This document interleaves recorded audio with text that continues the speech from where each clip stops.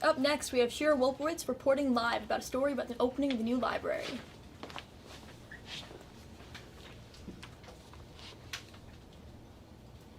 Although upperclassmen remember the stacks and sprawling basement cubicles of the old library, almost half the student body has never been inside the owl before this Wednesday.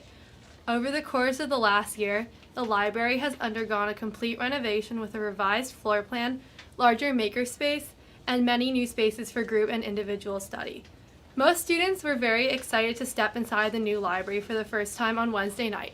Let's take a look.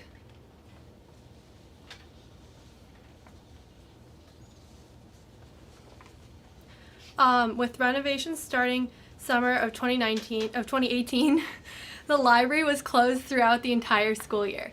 Silent study was temporarily moved to Commons. Couches and tables were brought to GW Hall to create a new group study area, and various other library amenities were distributed across campus. There were less spaces for everyone to study, and not everyone wanted to study in silent, so people just stayed in their dorms more or tried to find different spaces.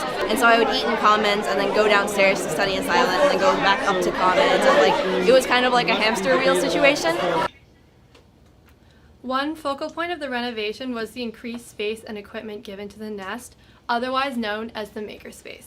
In addition to a new laser cutter, the library also has a new CNC router, multiple new 3D printers, a wood shop, and many new technology items available for students to use in the coming year. The makerspace also includes a brand new data lab equipped with powerful computers that might allow computer science students to attempt more difficult projects. Like so much bigger than like the one in Gallup last year. Yeah. And like there's so much like cool stuff. There's like 2 laser cutters, like 3D printers, and there's like super nice computers. It seems a lot more put together. Like in the old nest, it was like almost a little crammed, and here I feel like there's space for everyone to do what they love. The computers are top-notch, which is great for computer science and just in general for tech masters. So I really enjoy that space and how they made it even bigger. However, not all students were happy with the distribution of space within the nest. While the broader makerspace grew and the VEX Robotics Club received a large allotment of space, some clubs like the printer at PA were unhappy with their new location. Here's Alex Oder, Director of Outreach for the club, live on the show. Hello, I'm Alex Oder, and I represent the printer at PA. Sort of just speaking for the board in general, we were definitely a little disappointed with the allocation of different rooms in the library.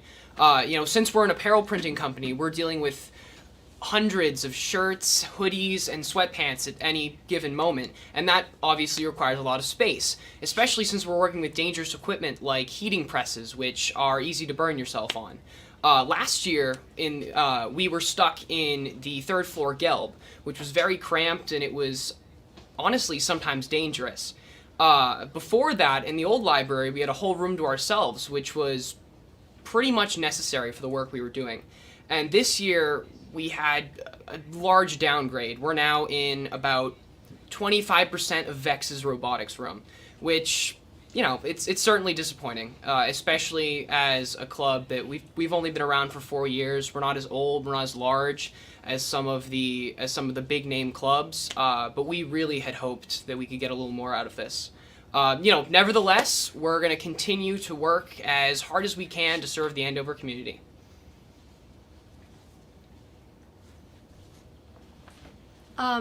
The library will also likely resume its role as a hub for students to spend their free time. Before the renovation, the library was particularly important for day students who often had no other central space to go to later in the evening, and freshmen who were establishing new friendships on campus. So I know for me, last year, all my best friends were in my dorm because we had this is the social area of campus. So back with the library, I think there'll be a lot more inter-dorm, and for day students too. They'll have a place where everybody can hang out. You don't have to make plans with people, you can run into people in the library. For me as a freshman, I really met a lot of people in this library. So I think the freshmen this year have a lot, and new people have just an upper hand from last year where they get to see people here every day. The library definitely allows for more mixtures, especially with freshmen. I know there wasn't a lot of freshmen mingling as much last year too, because they tend to stay in their dorms, but this is definitely gonna boost that intergrade. According to Mr. Barker, the library got a great reception from the faculty. For library staff, the new space allows them to teach classes more effectively, expand the scope of projects available in the makerspace, and even check out books faster. Although many things have changed, one room that has remained virtually untouched is the historic Garver Room, home to silent study. Really excited for a space like this, but I'm excited also to have Garver back and not be in a cafeteria. I've always loved the Garver Room. That's where I studied when I was a student here. I've always enjoyed the quiet study and the ability to come out and go around to the comfy chair room. I don't know if we still call it that, but I've always enjoyed that. I went immediately to the Garver Room to make sure it was intact, and in fact it was even more beautiful than it used to be. That was my first tonight. To see that line out there before 6 o'clock was really kind of, it was kind of exciting to see that. Tonight was really special. You know, you put in a lot of effort, a lot of hours to try and make something special for students, and for it to be, I think, pretty well received is a cool thing. Shira Wolpowitz reporting.